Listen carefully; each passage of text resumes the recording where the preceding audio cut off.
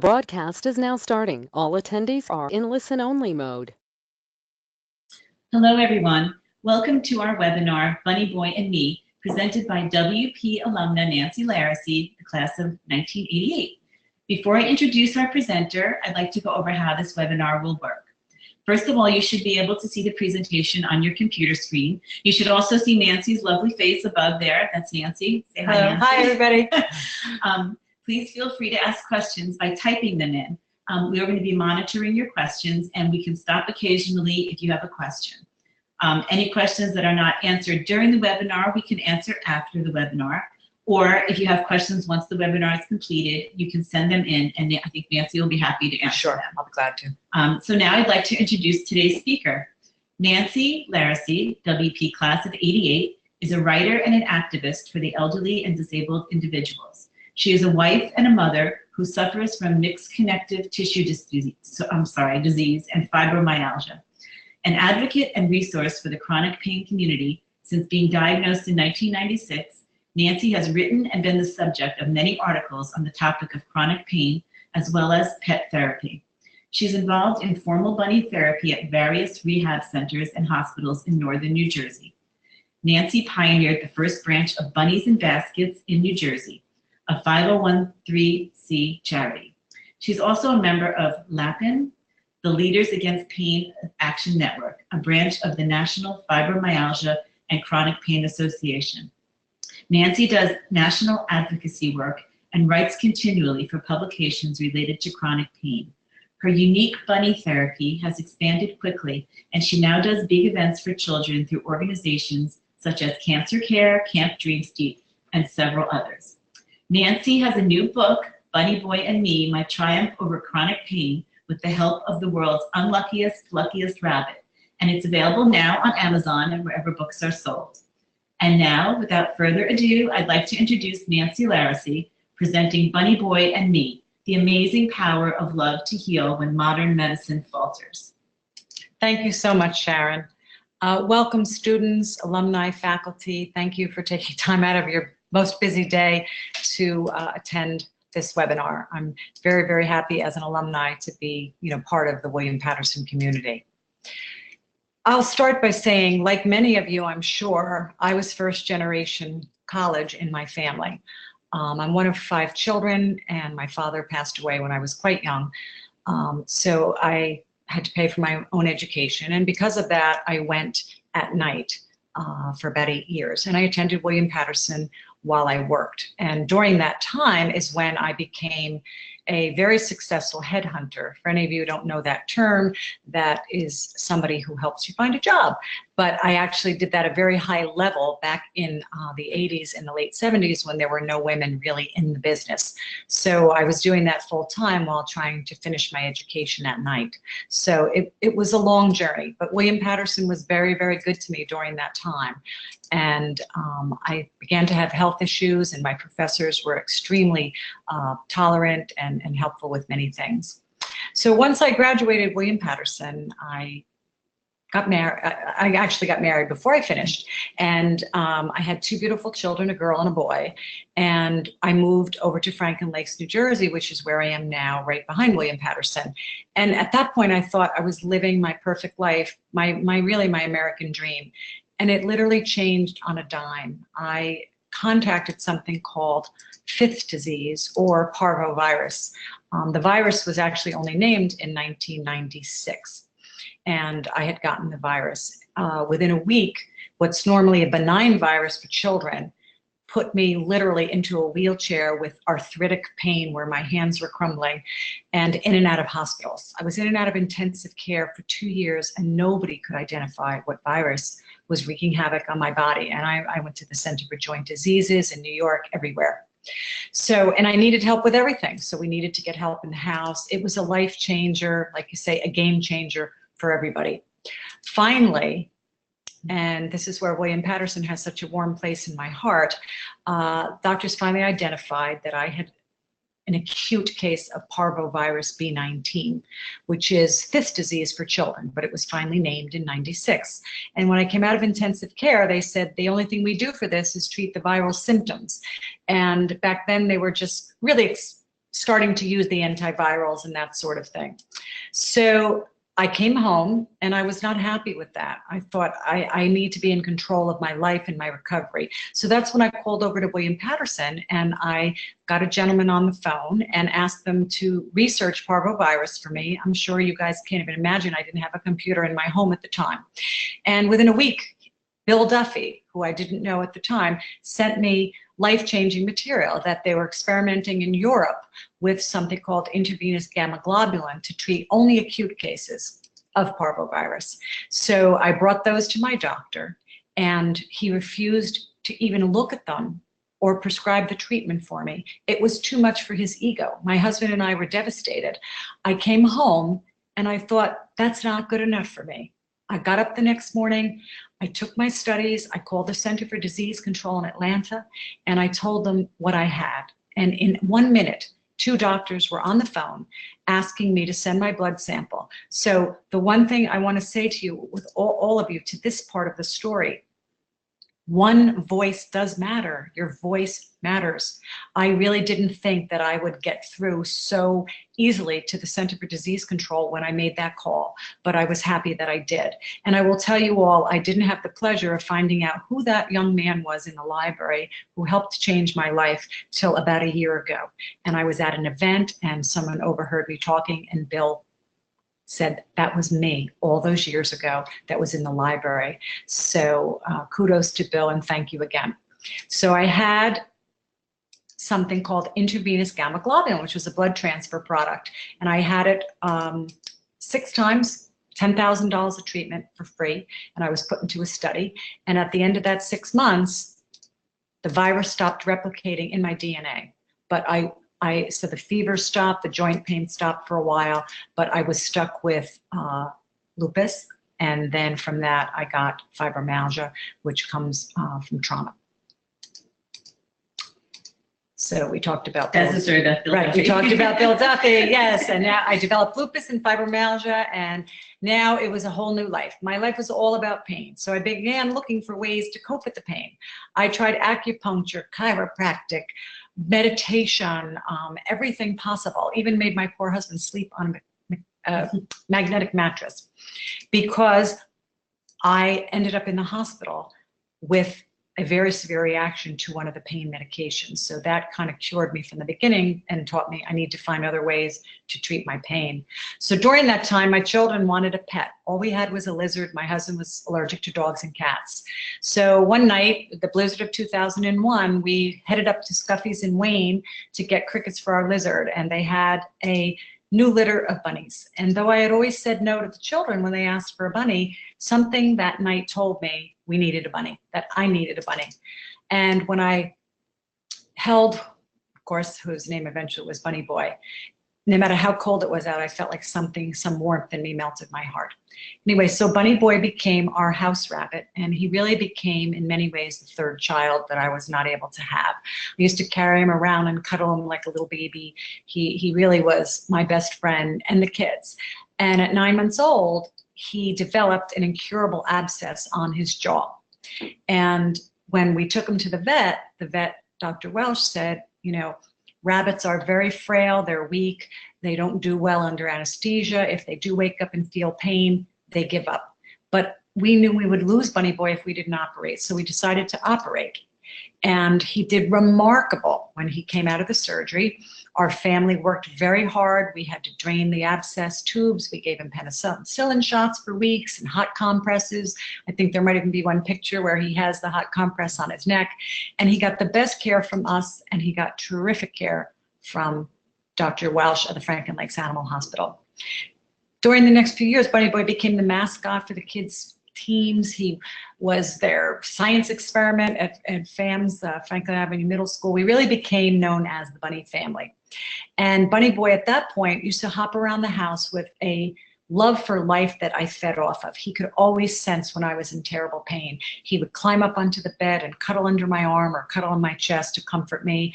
And I remember one day coming back from having 8 hours of gamma globulin, which I then needed a second time. And the muscle pain and the fevers were pretty intense. My husband literally had to walk me into the house. And Bunny Boy binkied across the living room, which is that cute little thing they do where they look like popcorn popping out. And he lunged, and somehow I caught him. And I just remember thinking, where did I get the strength to do that? Because I was so weak. But that was the effect that Bunny Boy had on me. He was my inspiration in so many ways to keep fighting, because he had lots of other things happen to him. And he would accompany me to doctor's appointments. Anyway, fast forward, his abscess came back a few years later, and the veterinarian said to me, I just was at my continuing education at University of Pennsylvania, and I saw a new treatment that we think could be the turning point for these incurable abscesses. I don't do the procedure yet, but I think I'd like you to take Bunny Boy into the Animal Medical Center in New York. I think he's strong enough. It's very aggressive surgery, but I think he's strong enough. So of course, off we went. I left at 5 in the morning to take a 7 o'clock appointment the very next day. There wasn't a chance that we were going to miss out on such an opportunity. So Bunny Boy did undergo surgery where they removed part of his jawbone and they implanted something called antibiotic beads. It was brand new therapy, and they thought between the beads, which would dispense slowly over 3 months into his jaw, and the penicillin shots and pills, that we might actually beat the abscess. So the interview I had for Bunny Boy was like no appointment I had ever had at 15 specialists at some of the top hospitals in New York City. I guess they wanted to make sure that he was going to survive the procedure, but I say in my book that you'll hear about later, it was an interview you would give the President of the United States. So Bunny Boy had the surgery, he survived, but the abscess had gone into his hocks, which are his back paws, which they felt were far more dangerous. So when we left the hospital, was a bit overwhelming, but my mom was with me that day because I was so sick myself and needed help. And our family came together and we drained abscesses in his paw every day, rebandaged the paws, drained the abscess in his neck, hot packs, penicillin shots. It was about a 45-minute procedure. Anyway, he thrived and all of the infections went away and he went on to live a long time. So I can't stress enough, never give up, not with yourself, not with your pet, not with your parent. But there are times that you can feel sorry for yourself if you're really struggling, because I promise you all at some point in life, your life will go off course. There will be something that comes in your path that you have no control over. And I often say to people, it's how you react to what happened that's probably the most important.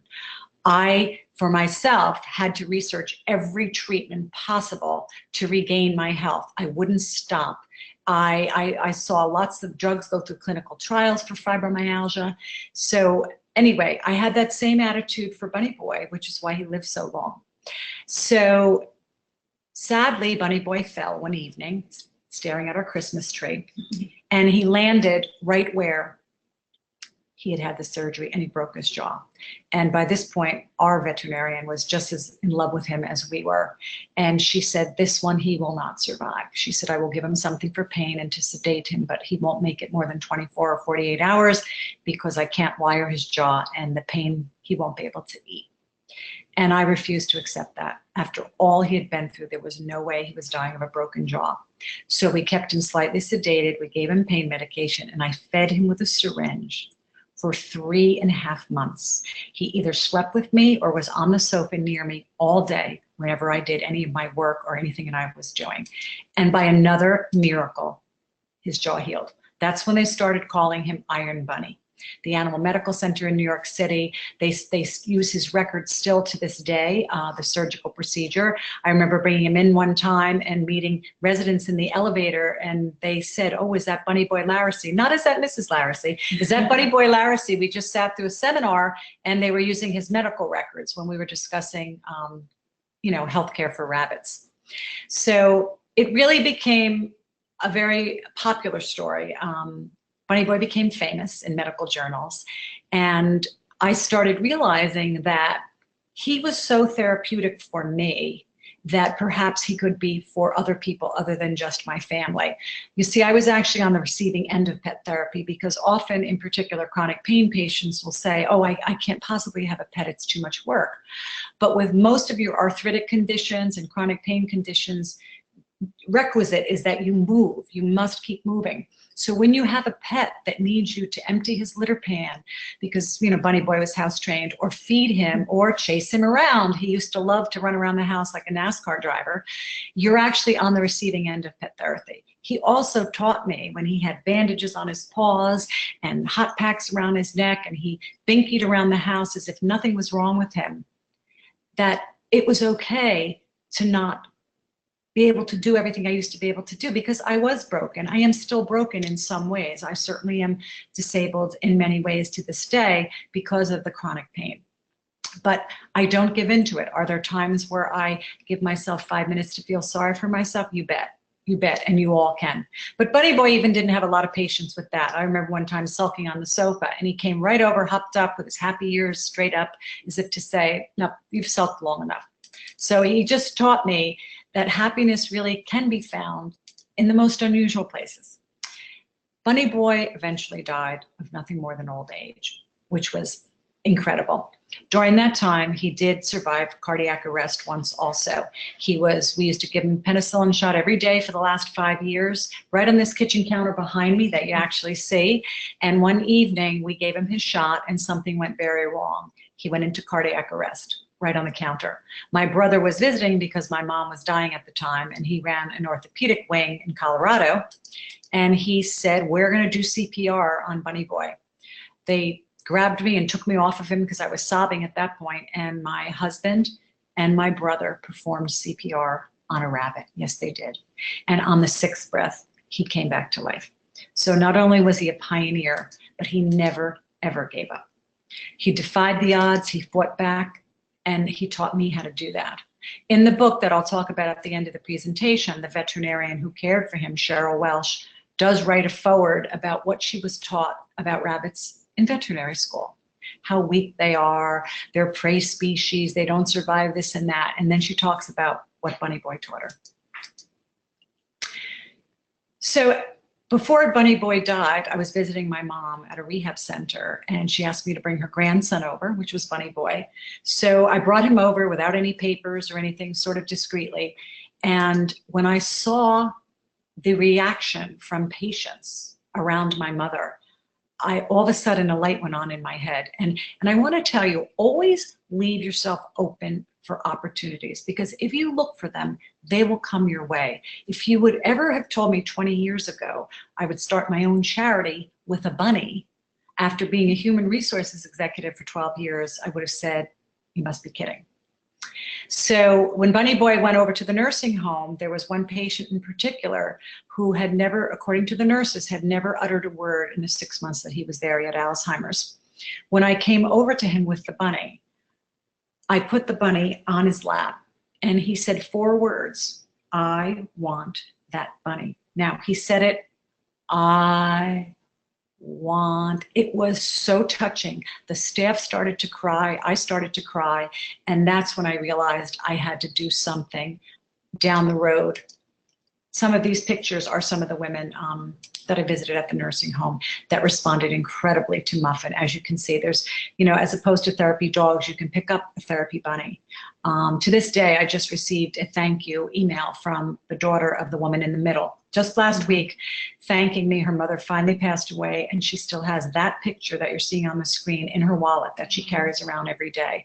So what you do in life can affect people forever. And that's such an important lesson that I've learned through this whole process.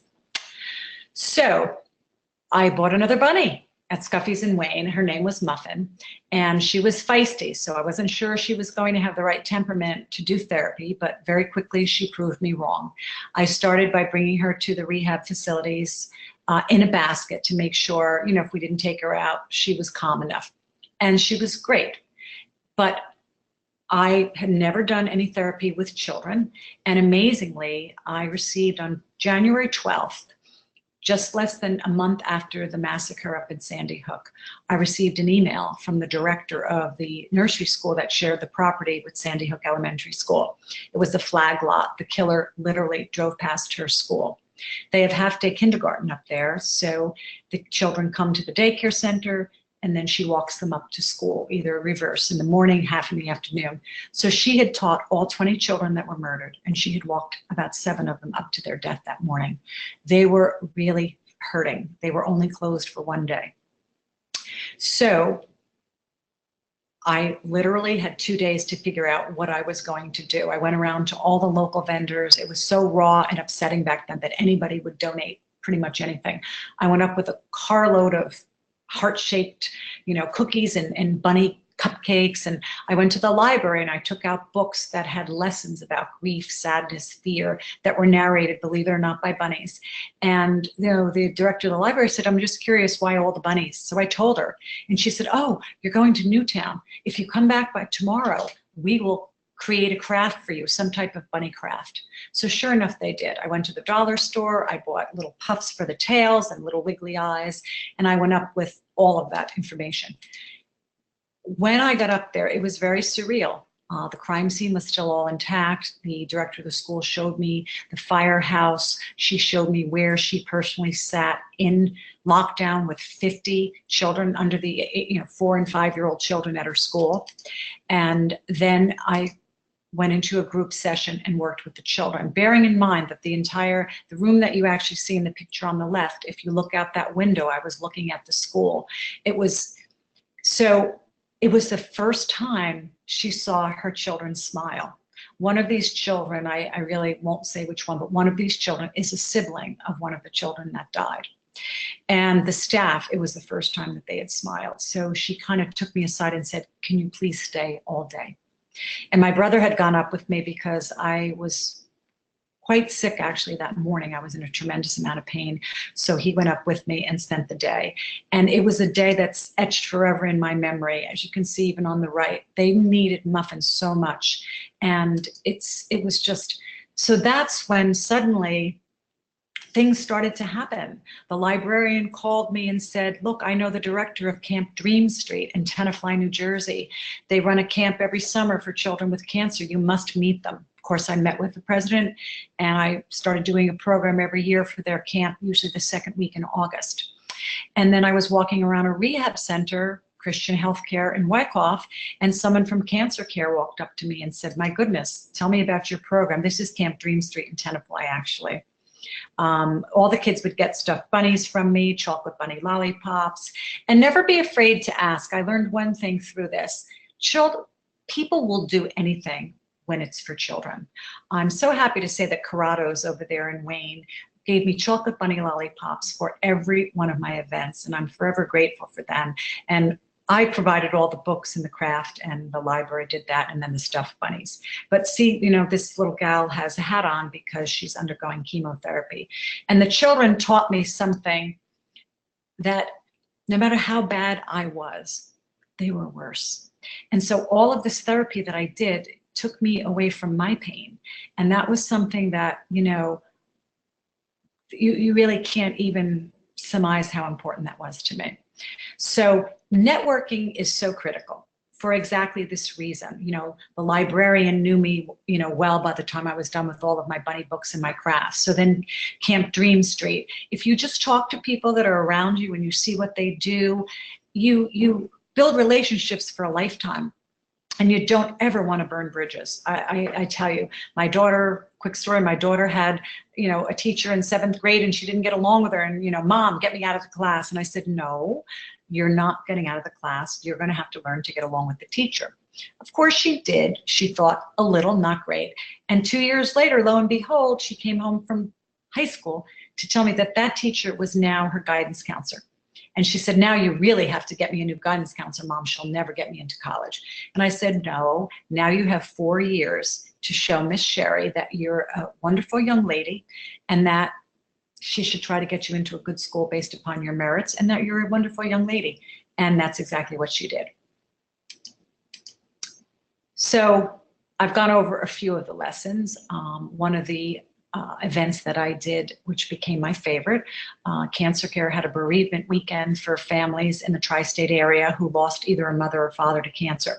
And they would come for the weekend, they would get their own cabin, and they would celebrate that parent for the whole weekend. And I had the 4 to 7 year olds all day Saturday.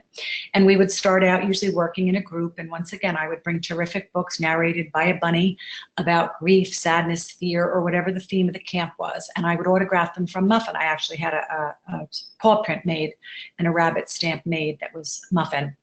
And we would bring the books and work in a group. I also had made up greeting cards with Muffin's picture on the front, Muffin the Therapy Bunny. And at the end of the weekend, they would send a letter. They would mail them to me thinking that they were writing a letter to Muffin. And Muffin would just, I would read their letters and just cry. And I would talk to the children then one by one individually.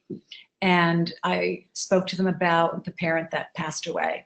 And they would say the most beautiful things to Muffin. They would talk right to Muffin. And I'd say, I said to one little girl, so what do you do when you feel terribly sad or scared that mommy, is gone? She said, well, I would crawl on the shelf of the coffee table in the family room. I think there might be room for Muffin. And another little boy used to talk to, Muffin. My father was a Mets fan and I miss him so much. And, the director of the camp came up to me after the first year, and we still to this day, we talk, the camp, I've done the camp for 5 years. And she said, we have certified grief counselors. We have people with 3, 4 MSWs, but we can't get the children to speak to us about their loss, but you can get them to speak to you and Muffin. It really is a miracle. And I always say children are more likely to talk to their pet or their stuffed animal than their parent about something that makes them really sad.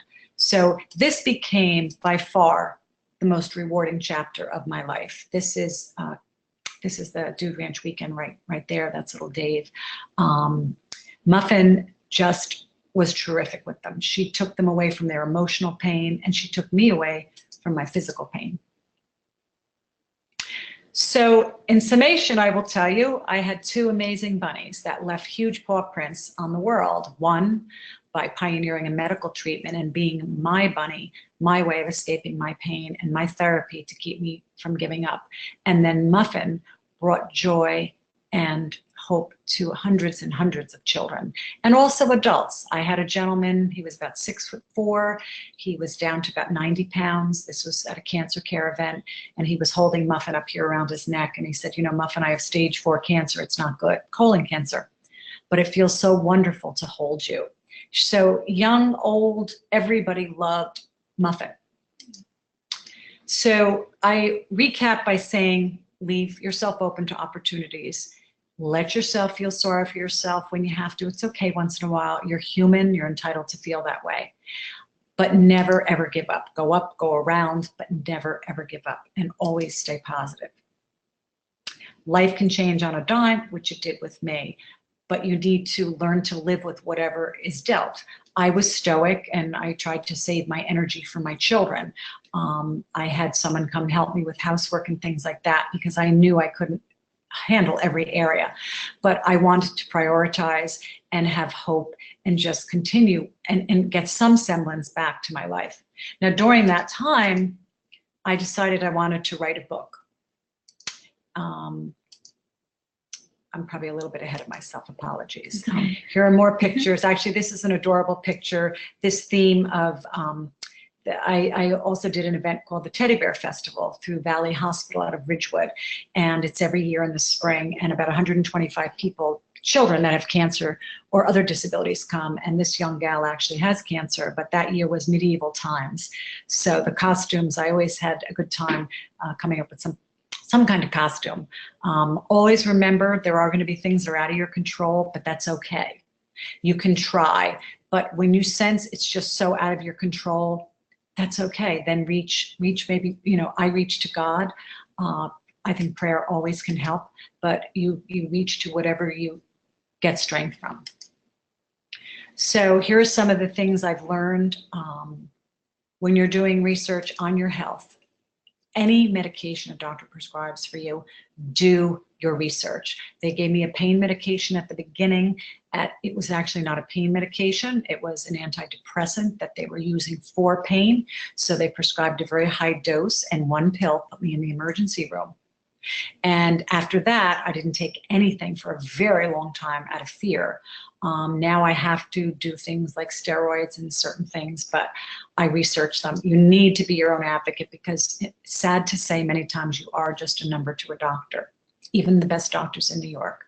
So know your stuff and be informed and have your questions lined up. My book began as therapy for myself. So Bunny Boy and Me is the title. And I started writing this book at the end of Bunny Boy's life. And at the same time, my mother was dying. She was bedridden for about a year. And I would come home and I would write at 2 and 3 in the morning. And Dr. Welsh, who wrote the foreword for my book, is the one who kept encouraging me to write the story. Because for 9 years, she saw the magic between Bunny Boy and I, and just how neither one of us gave up. I pioneered gamma globulin, he pioneered the antibiotic beads. And actually I realized one of the things that I did not mention that is in the book, and probably the most important thing, my apologies, is that 3 years after Bunny Boy had that treatment in New York City, the beads, I developed an infection. At first they told me it was cancer. They thought I had bone cancer here in my face. When I woke up from the anesthesia, they told me I had a severe bone infection. At the time I was on Enbrel, which is a biologic that shuts down part of your immune system. If you even get a hangnail on Enbrel, you literally can die. The gentleman from the Eagles died as he got pneumonia and he could not fight the pneumonia because he was on Enbrel. And so we all know that story. So when I woke up, they said the good news is you don't have cancer, but you had an infection deep in the bone stemming from the root of your tooth, and we implanted antibiotic beads. And I looked up and I said, am I still under the effects of the anesthesia? It was so incredibly eerie, quite honestly. So I said to the doctor, what took you so long? And he said, what? And I said, they did that on my rabbit 3 years ago. He's like, well, tell me all about this. I have a house rabbit. I love bunnies. Like my house rabbit is my favorite buddy. And next thing I knew, he called over to the Animal Medical Center a couple days later to find out how they had done the procedure. So that's really when the story of Bunny Boy and Me took off, and we began to get into a lot of different magazines, Pain Pathways, Arthritis Today. I contacted some of the magazines contacted me. The chronic pain community is really a very small community, even though it's a large community. And I will tell you, even with that opportunity, I was having my nails done and I happened to be talking to a woman about my whole story as I'm talking to you today. And she literally turned around and said, I'm going to introduce you to my best friend. She's the president of the American Society of Pain Educators. Her name is Deborah Weiner. I met her, we had lunch, and then she introduced me to the president of the National Fibromyalgia and Chronic Pain Association, Jan Chambers, who I work with. I literally was just on the phone with her this morning. Then Jan introduced me to US Pain Foundation. And then now I also work with the president of a new organization called Fibromyalgia Care Society of America out of New York. That president and I spearheaded the first national walk for fibromyalgia on Chelsea Pier about 4 years back. And as a matter of fact, I will be speaking October 19th. I'm being honored by the president for my work in the chronic pain field. So I'll be speaking in New York at the Norwood Club. So as far as my book, I wrote and I wrote and I wrote. And what I, want to say again to you is, in the example of getting my nails done, is find out anything you can about the people around you, because you never know, they can be helpful in life or you can be helpful to them. So many of the things that happened in my life are through networking and people that just genuinely care. So by the time I was finished writing my book, which took 9 years, my health had kind of spiraled. So I tabled it and I thought, when I feel better, I will either look for an editor, I might even self-publish. I really wasn't sure. And once again, I was out at an event in town and I was speaking to somebody and she looked at me and said, I have the perfect publisher for you. She said, I do point of purchase displays for all of the publishers in Barnes & Noble. I know them all in New York. She said, you need a mid-sized publisher. I sent her my book proposal, which I had worked on for quite a while. And a book proposal, you know, you have to prepare a marketing statement for any of you who are marketing majors. Who is your audience? How big is that audience? I had to do research. How big is the chronic pain community? How big is the pet community? How do I plan to reach them? Through all the magazines that I was getting myself into. Then I designed a website with the help of, you'll never guess, a bunny lover. I found out that, you know, my cousin's brother loved bunnies, and he came out and designed my website for free, and our bunnies had a play date. So you never know who you'll find along your path. I say your bunny path, that will help you. So I came up with the platform, my book, really by happenstance, by getting into the different magazines. And so that is when the publicity really for the story started. Between Rabbits USA, we've been on the Small Animal Channel website, we've been in all the chronic pain magazines. And of course, my book finally did come out September 4th. It's already rated #1 on Amazon in the pet category and pain management, I'm happy to say. And also, in terms of that, I want to tell you, you know, my editor said to me, you've got to find some famous or at least instrumental people to write reviews for your book. I went home and I thought, okay, this should be interesting. I contacted one of the doctors that I'd seen 22 years ago. He's now one of the top physicians treating chronic pain in the country. His name is Dr. Jacob Teitelbaum. He's written 4 books. One is From Fatigue to Fantastic, which I would highly recommend for anybody. I have the book and have read it 5 times. I sent him an email. He remembered me and he said it would be my honor to read your book. He read my book and he wrote a beautiful, beautiful review. And then I also was at an event in town with an author event. And when it was over, the librarian, our head librarian, who obviously knows me for so many years now, between designing a craft, and I also would do the pause, as in little pause, for reading for children in Franklin Lakes that had difficulty reading. So every 2 weeks, Muffin and I would go to the library and we would help teach children to read. So the head librarian brought me over to Allison Galen. You can look her up. She's a famous mystery writer. I have her newest book here, If I Die Tonight. And she said, I want to introduce you to Nancy Laracy. She's a new and up and coming author. She has a book coming out in September. And the woman shook my hand and said, would you like me to read it and write something for the cover? I felt like I died and went to heaven. That's exactly what I needed. So I felt like everywhere I turned around, I had a guardian angel. And I think because the story is such a beautiful story, it's a story that everybody needs to hear. And, you know, the veterinarian who encouraged me to write the book and who is throughout the whole book and wrote the foreword, very, very sadly died a year after Bunny Boy. She developed pancreatic cancer and lived only 5 weeks from the date of diagnosis. It really turned Bergen County upside down, and Franklin Lakes in particular, because she owned the animal hospital here and had 4 children under the age of 11. So I promised Cheryl before she passed away that I would not stop till my book was published. And the book is dedicated to Cheryl Welsh and Bunny Boy, and her foreword is the first page in the book, and she's on the cover of the book. I'm actually quite excited because I'm going to be meeting her parents tomorrow for the first time. They're coming to get their autographed books. They got to read it before it went to print. And they said to me, this is the legacy for our daughter. This is one of the best gifts anybody could give us. So I'm sure you can tell from my talk with you, there's a spirituality in me and I just believe there is a greater purpose for all of us on this earth. You just have to find out what it is. So as far as today, I do not have a bunny right now. I had a granddaughter born in January, and I had signed a contract for my book last September. It takes about a year to edit and go to print. So I knew I would not be able to have another bunny. Muffin very sadly passed away last October. She just suddenly went into cardiac arrest one day on a Sunday afternoon. She was her full life expectancy of 7 years, but unlike Bunny Boy, who really was a frequent flyer to the vet, she had never been to the vet in 7 years. She was perfectly healthy, and I was convinced that she was going to live forever because she was doing so much good on this earth. So right now, I do not have a bunny, and I wish I did because my health has deteriorated actually quite a bit since the spring. My immune system is just attacking things in my body it should not be attacking. So I had surgery a few weeks ago, very painful surgery, and I'm working, you know, I'm on steroids at the moment, but I'm I'm keep plugging. I'm here today speaking to you because it takes me away from my pain. And I will never, ever give up. My bunnies never gave up, and I will never give up. And that's all I'm asking of all of you, is just to keep your life. Your life is going to go, of course, I promise you, it will. And you can try to plan as much as you know, that phrase, you know, humans plan, God laughs. There is a certain amount of truth to that. And you've just got to, you know, try to do whatever you can to keep your life on course. Look at the positive. If your life goes off course, reach for help. Someone said something to me one time that really stuck with me. When I was sick, I was hesitant to ask for a lot of help, except through family.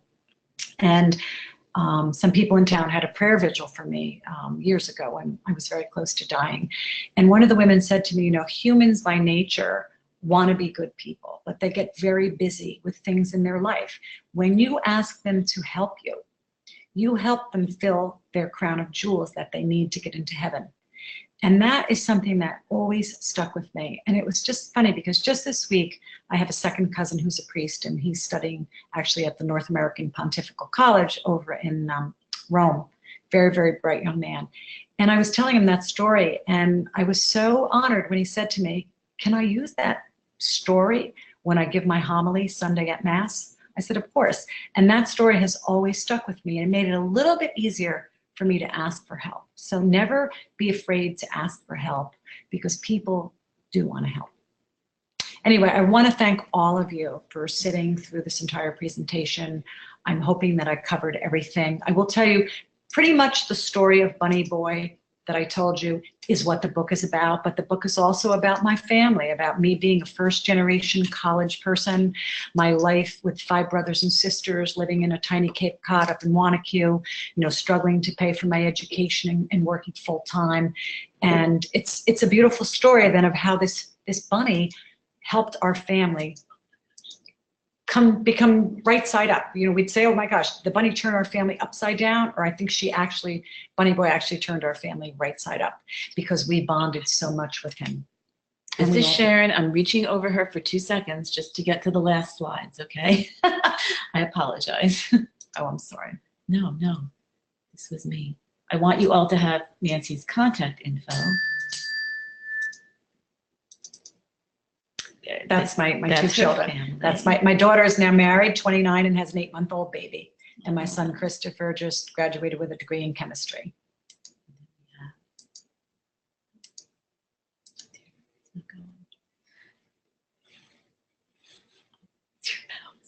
Oh my goodness. Can you move it down there?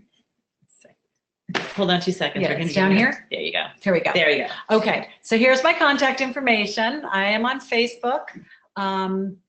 Just a novice on Twitter. I'm getting there. I'm happy to say Dana Perino from Fox 5 looked at my book and tweeted on September 4th, so that was really quite exciting. This is my phone number. I am very open to phone calls because often it's hard for me to sit at the computer. It's very painful to answer emails. I do them, but I'm always open to a phone call.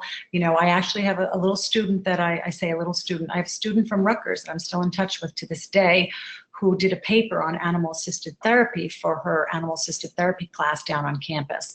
And she came out and she interviewed me, and we've remained friends. And she's, you know, she calls me when she has personal crises. You know, she's 20 years old and I'm almost 60. So I'd be more than happy to talk to her and try to give her some inspiration. And then this is my email. I have another email on my website, bunnyboylarracy@gmail.com, but this is my personal email. This is the best way to reach me. As far as my book, you can reach it here at the publisher. It's in Barnes & Noble. I'm going to be in Barnes & Noble on Route 46 in Totowa this Saturday for their 25-year anniversary from 10:30 to 4. And you can buy it on Amazon, and selling in about 7 other countries right now. And it's already rated the #1 book in the pet category and pain management on Amazon. So I hope you'll take a peek, and I promise you it will inspire you, the feedback. If you go to Amazon, you can see all the reviews from famous people, and then you can see the reviews from what I call the fast readers, considering it just came out last week, and they've already read and posted things. People are saying to me, we're using it as Christmas gifts because it's the gift that keeps giving. So I hope that you will enjoy the book. I'm donating a copy actually to the library and Bill Duffy and Sharon. But I hope that you'll enjoy the story and feel free to reach out for me at any point. You know, I do speak on chronic pain and I don't charge. I do speak at different venues. Like I said, I'm speaking at the Norwood Club. I also talk on the topic of animal-assisted therapy and the actual medical therapeutic reasons it helps, which are on my website.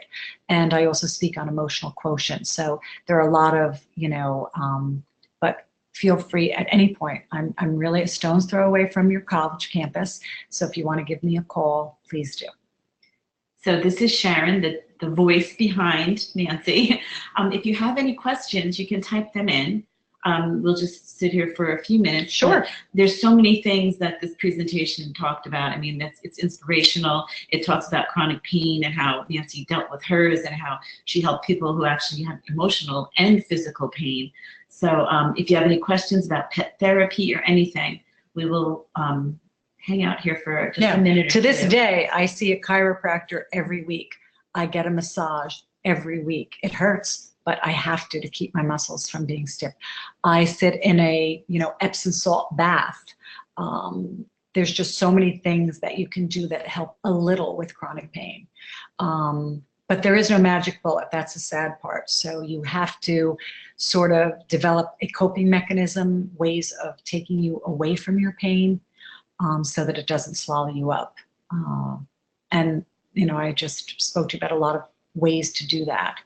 And Nancy's story is actually so great because she's saying, you know, she had the pain, but then the bunny, everything kind of happened happenstance, but she was open. She was open to everything. Even when we bought that bunny, like my kids said to me, Mom, you always say we couldn't get a furry pet. You know, my husband's allergic to dogs or cats, so I just assumed he'd probably be allergic to bunnies.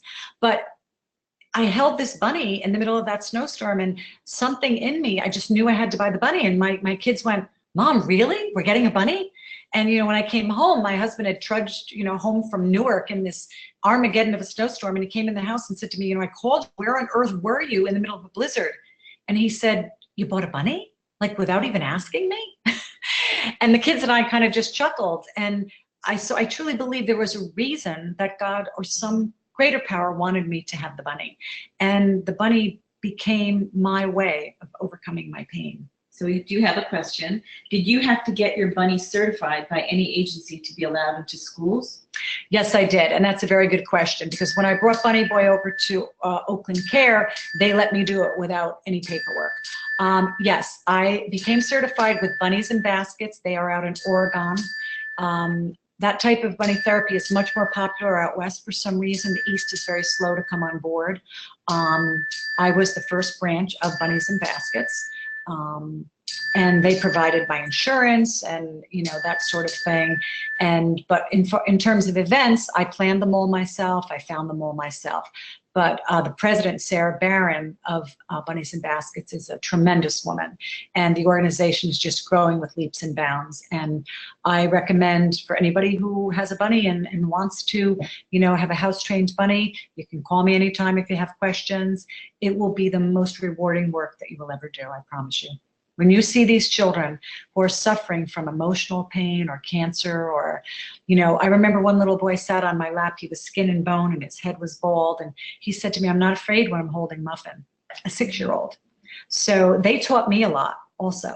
You know, I was on the receiving end of pet therapy as well as providing pet therapy. It really was a wonderful situation for both of us. I never knew that was going to happen. No. Okay. Any more questions? No. If anyone has any other questions, you're going to be getting a survey after this, so you can type them in there and I can forward them. I know a lot of people are finishing up their common hour and also their lunch hour, so it's almost 1:30. So I want to thank everyone for coming. I hope you learned a lot. It's very interesting. This webinar will be up on our YouTube channel. Oh, great. Thank you so much for letting me speak to all of you. I feel very happy being in touch with William Patterson, because they were really an integral part of my life. My education there is what put me on the path, no doubt, for success. My degree was in business, and like I said, I was a very successful human resources executive. Thank you all for coming too. If you have any questions, let us know. And thank you, Nancy, for Oh, doing you're this so welcome. again. Thank It you. was Thank great. you for helping me be reconnected with William Patterson. It's my pleasure. You. All right, so we're going to sign out, and we will see you all hopefully soon. Thank you very much, everyone. Thank you.